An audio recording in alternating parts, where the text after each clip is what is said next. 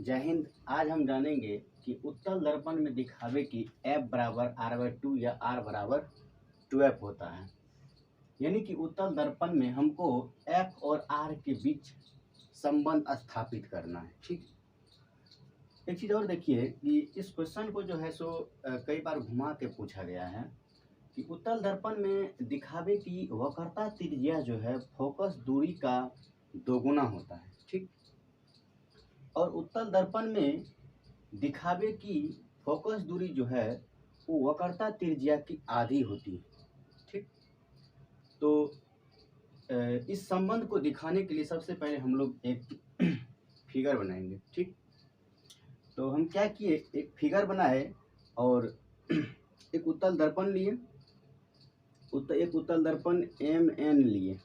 ठीक, और दर्पण के मध्य बिंदु को हम लोग पोल कहते हैं और पोल से एक हम प्रधान अक्ष खींचे। ठीक, तो ए और बी एक आपतित किरण लिए। ठीक, और ये जो है सो बी पर टकराई और लौट गई, इसका नाम हम लोग रख देते हैं BD। ठीक है, और क्योंकि ये उत्तल दर्पण है, जो उत्तल दर्पण में जो है सो वास्तविक प्रतिबिंब नहीं बन पाता है, तो हम लोग इसका आभासी रूप से इसको इस होकर गुजारे, तो ये फोकस से होकर गुजर गई। ठीक, उसके बाद यहाँ पर जो है सो वक्रता केंद्र से होकर एक आभासी लाइन खींचे जो यहाँ पर अभिलंब का कार्य कर रही है, इसको हम लोग E मान लेते हैं। ठीक,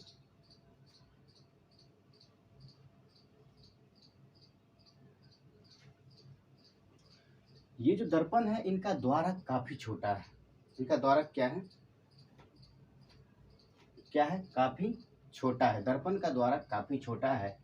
आप कहिए कि सर दर्पण का द्वारक काफी छोटा क्यों माने? दर्पण का द्वारक काफी छोटा इसलिए माने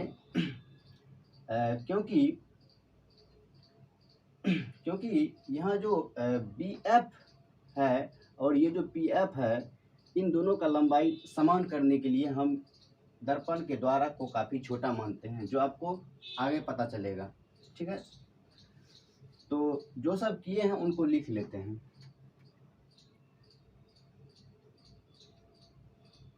माना कि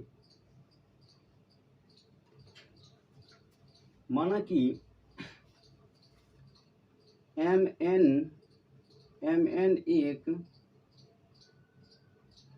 एक काफी छोटा द्वारक वाला उत्तल दर्पण है।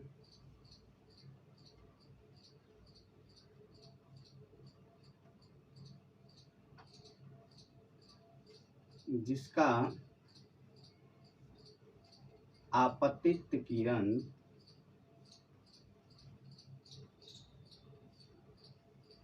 AB तथा परावर्तित किरण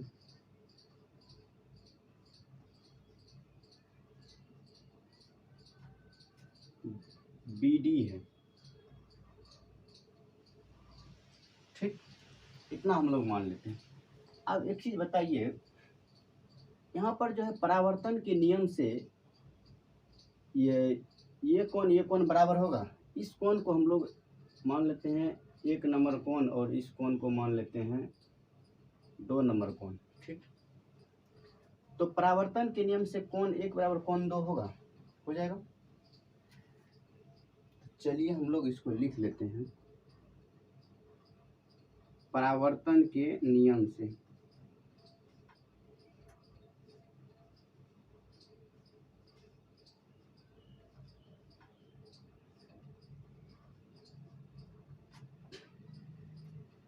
कोण 1 बराबर कोण 2, इसको हम लोग समीकरण 1 मान लेते हैं। ठीक है, आप देखिए यहाँ पर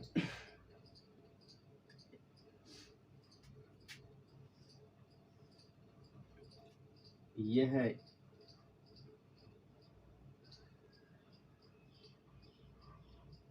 डी, ये है एफ, ई और ये है सी। अब एक बात बताइए, जब दो रेखा एक दूसरे को काटती है तो उनके शीर्षाभिमुख कोण बराबर होते हैं, यानी कि यहाँ का कोण यहाँ के कोण के बराबर होगा, इन्हीं को हम लोग शीर्षाभिमुख कोण बोलते हैं। ठीक, तो यहाँ पर लिख देते हैं। तो बताइए, यहाँ जो है डी एफ और ये है ई सी, तो इसको हम लोग मान लेते हैं 3 नंबर का कोण। तो इसमें 2 नंबर वाले कोण 3 नंबर वाले कोण के बराबर हो जाएगा। किससे? कारण दे देंगे कि शीर्षाभिमुख कोण से। तो यहाँ कोण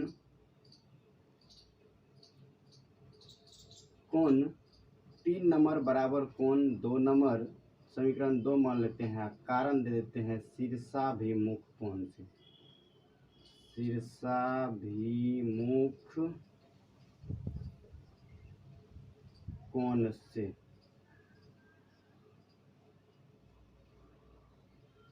ठीक है, चलिए अब देखिए, समीकरण 1 का भी RHS और समीकरण 2 का RHS बराबर है। तो हम लिखते हैं समीकरण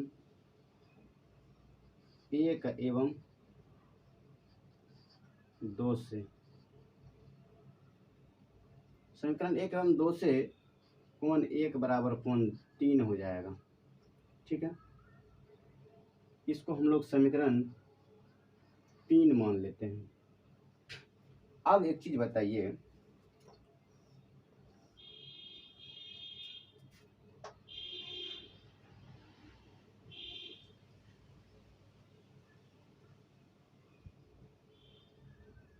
अब एक बात बताइए, जब दो समांतर रेखा को एक तिर्यक रेखा काटती है तो उनके संगत कोण बराबर होते हैं। कौन कौन? संगत कोण बराबर होते हैं। तो यहाँ का कोण यहाँ के कोण के बराबर होगा। अब इस फिगर में यहाँ देखिए, ये ए बी और ये पी सी है। ठीक है, और ये ई सी इसको काट रही है। इसको मान लीजिए कि इसको कल्पना करेंगे कि इसको यहाँ तक बढ़ा देंगे, तो ए बी समांतर पी सी को ई सी काट रही है। ठीक, जब ई सी इसको काट रही है तो संगत कोण बराबर, संगत यहाँ पर कौन कौन है? 1 नंबर कोण है, और यहाँ पर हम मान लेते हैं इसको 4 नंबर का कोण, यानी कि 1 नंबर का कोण जो है वो कोण 4 नंबर कोण के मान के बराबर होगा। किस कोण से? संगत कोण से। तो चलिए लिखते हैं,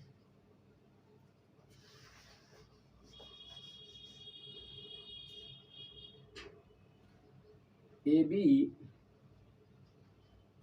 समांतर पी सी तथा ई सी इसे काटती है। ई सी इसे काटती है। जब ई सी इसे काटती है तो कोण 1 नंबर कोण जो है कोण 4 नंबर कोण के मान के बराबर होगा। तो कोण 1 बराबर कोण 4, इसको हम लोग समीकरण 3 मान लेते हैं। इधर लिख देते हैं कारण की संगत कोण से, संगत कोण से लिख दिए। अब देखिए, समीकरण 3 और 4 का LHS बराबर है तो RHS भी बराबर होगा। तो समीकरण 3 एवं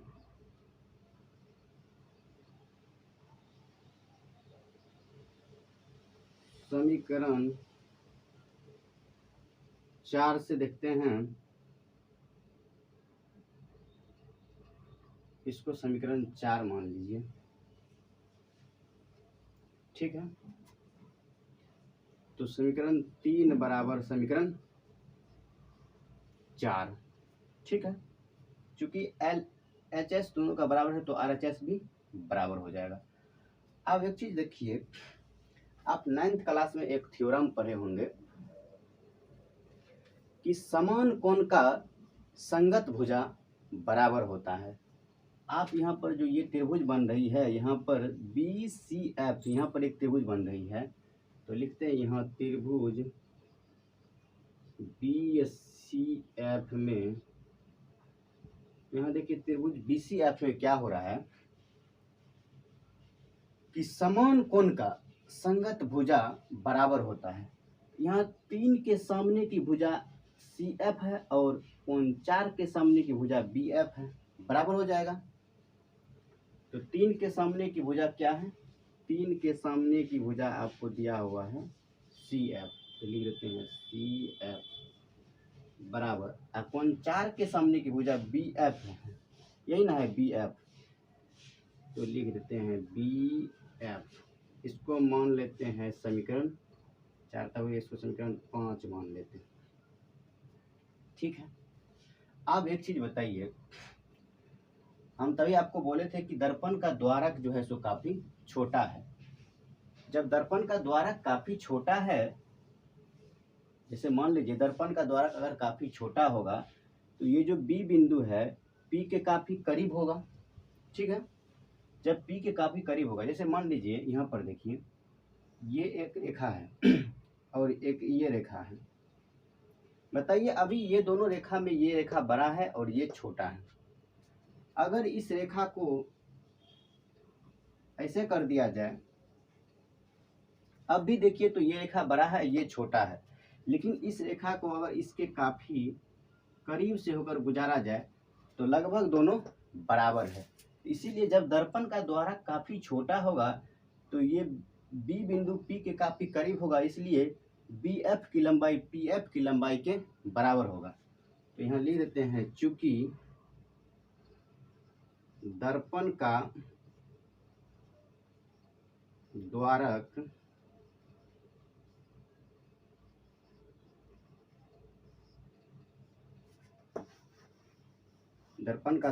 काफी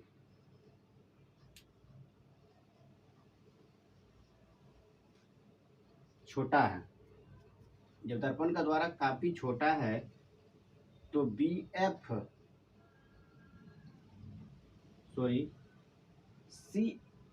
पी एफ बराबर हम बी एफ मान सकते हैं। इसको मान लेते हैं समीकरण 6। जब यहाँ फिर से समझिए कि दर्पण का द्वारक जब काफी छोटा होगा तो ये बी एफ की लंबाई जो है पी एफ की लंबाई के लगभग बराबर होगी। ठीक, इसको मान लिए। अब देखिए समीकरण 5 और 6 से आर एच एस दोनों का बराबर है तो एल एच एस बराबर हो जाएगा। ठीक है, चलिए यहाँ देखते हैं समीकरण 5 एवं समीकरण 6 से आर एच एस बराबर है एल एच एस बराबर हो जाएगा सी एफ बराबर पी एफ, सी एफ बराबर पी एफ, इसको मान लेते हैं समीकरण 7। अब एक चीज देखिए, ये जो आर है और ये एफ ये क्या होता है, तो आपको पता है दर्पण के ध्रुव और वक्रता केंद्र के बीच की दूरी को हम लोग क्या बोलते हैं, वक्रता त्रिज्या बोलते हैं। यानी कि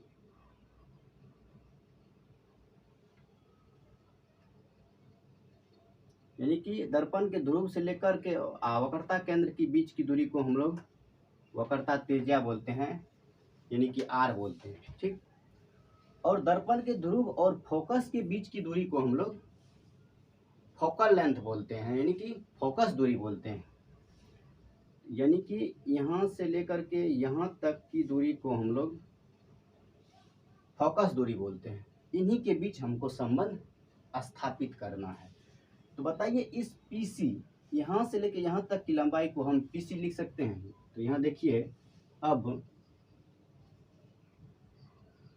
PC बराबर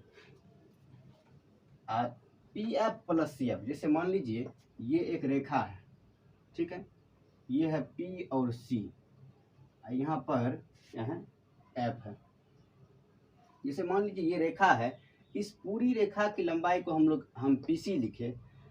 अब इसके बराबर हम PF प्लस CF नहीं लिख सकते हैं, तो ये लिखिए PF प्लस CF। कोई दिक्कत?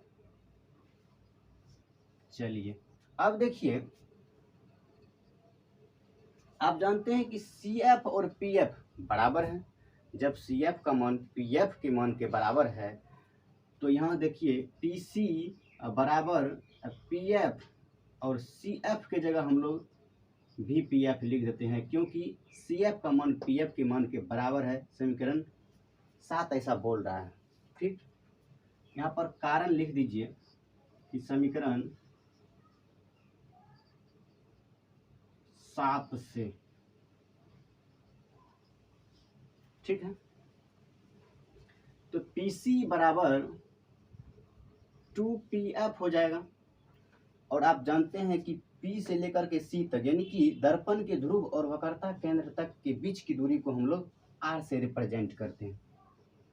R 2pf, P से लेकर F तक, यानी कि दर्पण के ध्रुव से लेकर फोकस के बीच की दूरी को फोकस दूरी बोलते हैं, जिसे हम लोग स्मॉल f से रिप्रेजेंट करते हैं। बताइए R बराबर 2f, प्रूफ हो गया। और इस 2 को इधर भेज दीजिएगा तो इसीलिए f बराबर जो हो जाएगा वो आपका R/2 हो जाएगा, प्रूफ। यही हम लोग को निकालना था। तो अगर ये वीडियो अच्छा लगा होगा आप लोग को तो चैनल को सब्सक्राइब अवश्य कीजिएगा। अगर किसी प्रकार का दिक्कत होगा तो कमेंट के जरिए हमें बताइएगा।